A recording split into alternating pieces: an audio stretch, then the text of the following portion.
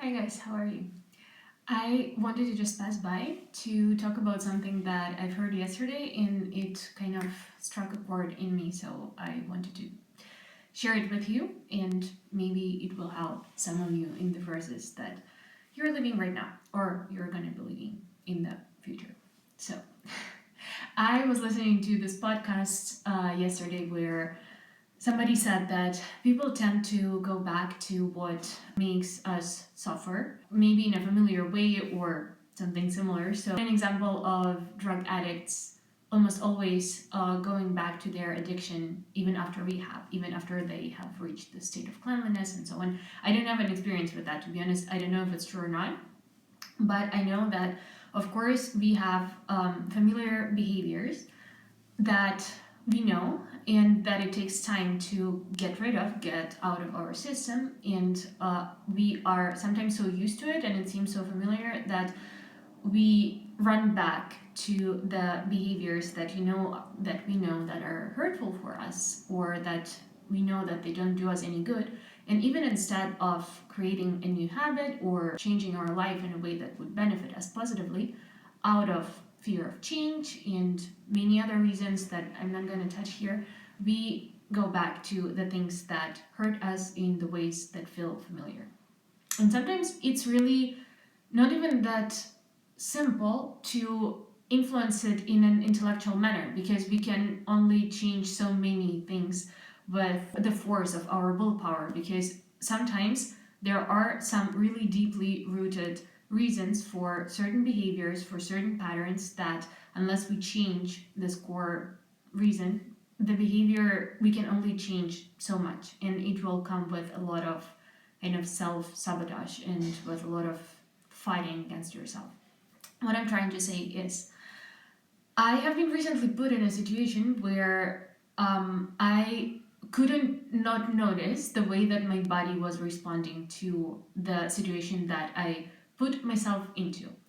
And I put myself into this situation because I was continuously denying myself all of the signals that I was given that what I was doing in a certain area of my life was not what I was supposed to do, or not what was good for me, let's say it like this.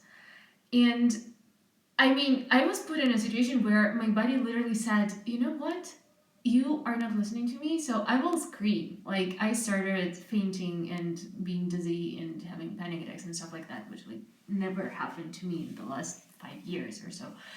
And I mean, it was literally, I mean, it could have been prevented if I would have listened to very many signals that my body was sending me throughout the months and years prior to that. But in this case, I decided to put my obligations, my like social status, and many other things that I thought that I owed to my parents or to society or to whatever, I put it above what I felt and what I felt was good for me and what I felt I wanted to be doing. And instead, I was doing what I thought that I should be doing, which didn't end up well because obviously now I have health problems due to that. But this is not about this. What I'm trying to say is that sometimes our brain is like really scared of change and of moving on, and it creates a lot of excuses, a lot of different explanations, and it just kind of sabotages us from moving where we would feel much better. But the one thing that we cannot actually fool is our body. Our body will always tell us if it doesn't like something. Our body will always inform us on things that it likes and it dislikes. And it's so easy to kind of brush it off sometimes because we have this, like gut feeling about this person, and then we are kind of like, nah, nah, it's nothing, probably, well, whatever, they're nice, I don't know. But what we don't consider is that, well, sometimes it's really worth listening to it. And I also had this experience yesterday, which I just kind of wanted to document for myself, most of all, because sometimes I watch my old videos when people comment on something that I don't even remember that I said, and then it actually helps me in the future. Like the past Anna is kind of helping the future Anna, which supposedly I should be smarter than myself a year ago, but sometimes I watch a video from a year ago and I'm like, yeah, okay. So yesterday I met with a friend who always has this like really calming and light aura to him, and like his presence is kind of, I could compare it to like yoga for your soul. There are some people that you meet with them and they transmit such a feeling of peace and calmness and light and so on, and they might not even be aware of it, and maybe it's a person who only kind of transmits this for you, but it doesn't really matter. So there are also people in my life that I truly love and I appreciate them, and intellectually we are like very compatible and we have a lot in common and so on. But after meeting with them, I feel or drained or nervous, or I cannot like stop thinking about something that they said for a really long time and I start feeling anxious.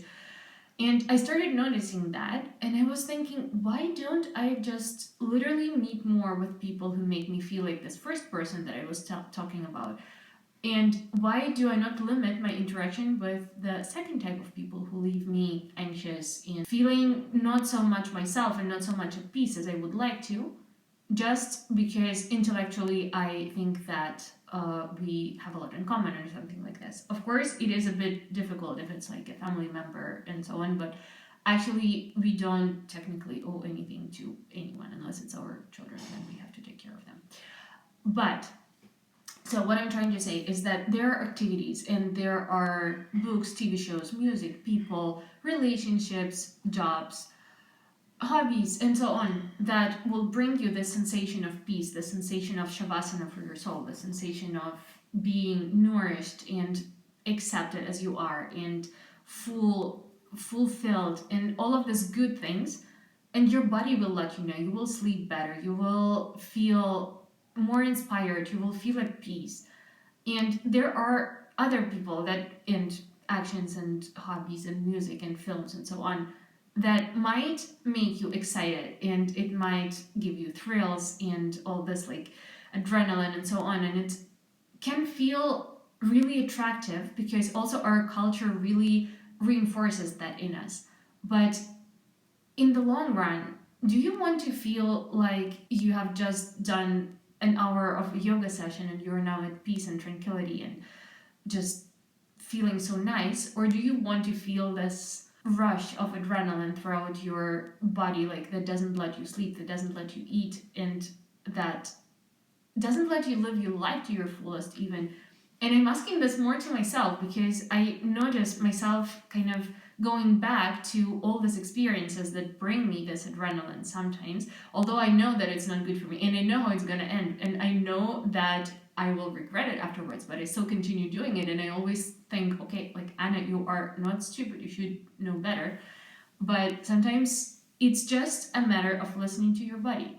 If your body tells you like this person feels like peace, choose this person. If the body says, okay, this activity, it feels stressful, it feels horrible, like I don't want to be doing it, your body will let you know. It's worth listening to it, because if you continue ignoring it, it will start screaming eventually, and then it will start screaming even louder until you hear it, and you will repeat and repeat and repeat the same lessons until we learn them, basically. And I think that listening to your body in this sense can be very helpful, just in order to kind of navigate through what we want and what we don't want, because sometimes it's difficult. We have so many parts of ourselves that not always come to an agreement in terms of what we want to do or what path we want to follow. So I think that starting with listening to the voice that never lies, the voice of our body, is obviously never a bad idea. And just a disclaimer, I'm not talking about cravings of like junk food and stuff like that. And also your body, if you're addicted to drugs, your body will tell you that you want it.